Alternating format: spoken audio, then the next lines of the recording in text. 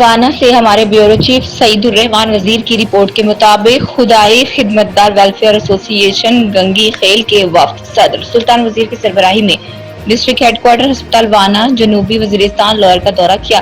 District head quarter ہسپتال وانا کے M S doctor Hammad Mahmood کے ساتھ ملاقات میں خدائی خدمتگار ویلفیئر ایسوسی ایشن گنگی خیل کے صدر سلطان نے بڑی تفصیل سے بات چیت کی۔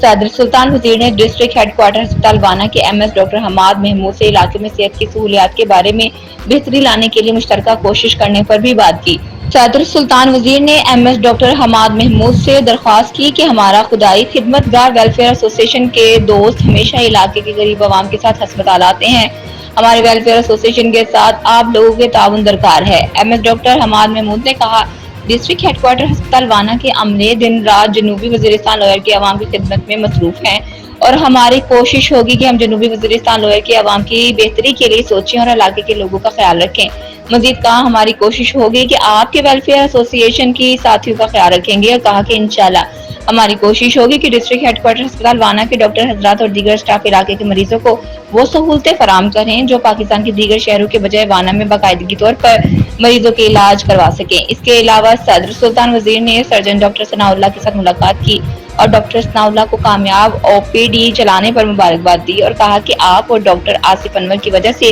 جنوبی وزیرستان لوئر میں آپریشن میں آسانی پیدا ہوئی۔ آخر میں خدائی خدمتگار ویلفیئر ایسوسی ایشن گنگی خیل کے صدر سلطان وزیر نے M S doctor Hammad Mahmood کا شکریہ ادا کیا۔